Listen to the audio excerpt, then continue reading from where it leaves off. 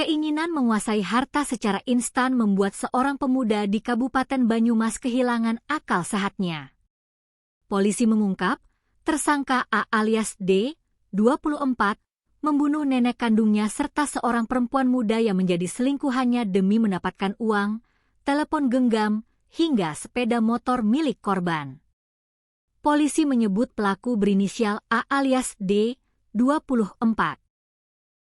Nekat melakukan aksi tersebut karena ingin menguasai harta benda milik kedua korban.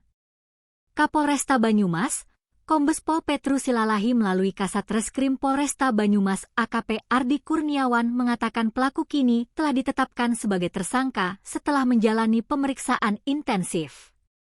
Sudah kita proses dan ditetapkan sebagai tersangka, yaitu A alias D, 24, yang membunuh neneknya berinisial K, 81, dan wanita selingkuhannya berinisial A, 18, kata Ardi kepada Tribun Banyumas.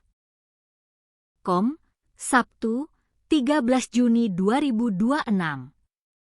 Ardi menjelaskan, pembunuhan pertama dilakukan terhadap nenek pelaku yang bernama Kartinah.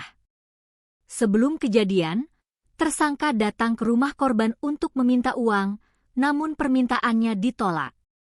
Korban bahkan sempat menyinggung utang yang dimiliki pelaku.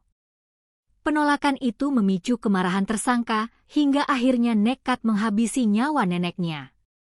Motifnya ekonomi, jadi dia ingin menguasai barang dan uang milik neneknya.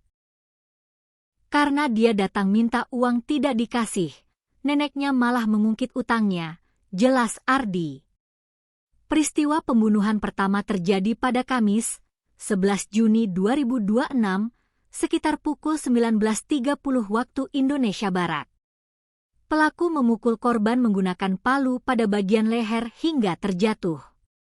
Setelah korban tidak berdaya, pelaku mencekik leher korban menggunakan tali rafia hingga meninggal dunia. Pertama yang dibunuh neneknya. Pakai palu dipukul bagian leher, jatuh kemudian pelaku mengikat leher menggunakan tali rafia dan dicekik hingga meninggal dunia, ungkapnya. Usai membunuh sang nenek, pelaku membersihkan bercak darah di lokasi kejadian. Ia kemudian mengambil uang dan telepon genggam milik korban, namun aksi keji itu ternyata belum berakhir. Setelah memastikan neneknya meninggal dunia, tersangka menghubungi seorang perempuan berinisial A, 18, yang diketahui merupakan selingkuhannya. Keduanya kemudian bertemu di wilayah Baturaden sebelum menuju rumah korban pertama di Desa Patikraja.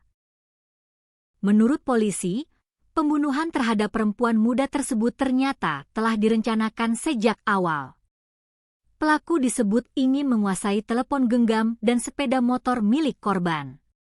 Dia itu sudah merencanakan akan membunuh selingkuhannya. Setelah bertemu, korban diajak ke rumah neneknya. Di lokasi sempat terjadi cekcok karena pelaku ingin menguasai HP dan motor korban kedua, kata Ardi.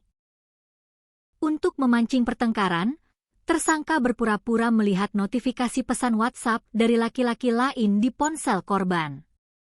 Alasan itu kemudian dijadikan pemicu cekcok yang berujung pada aksi pembunuhan. Tersangka berpura-pura melihat ada notifikasi WhatsApp dari laki-laki lain, hingga akhirnya wanita ini juga dibunuh, ujarnya. Korban kedua dieksekusi beberapa jam setelah pembunuhan pertama, tepatnya sekitar pukul 2.30 WIB pada Jumat, 12 Juni 2026.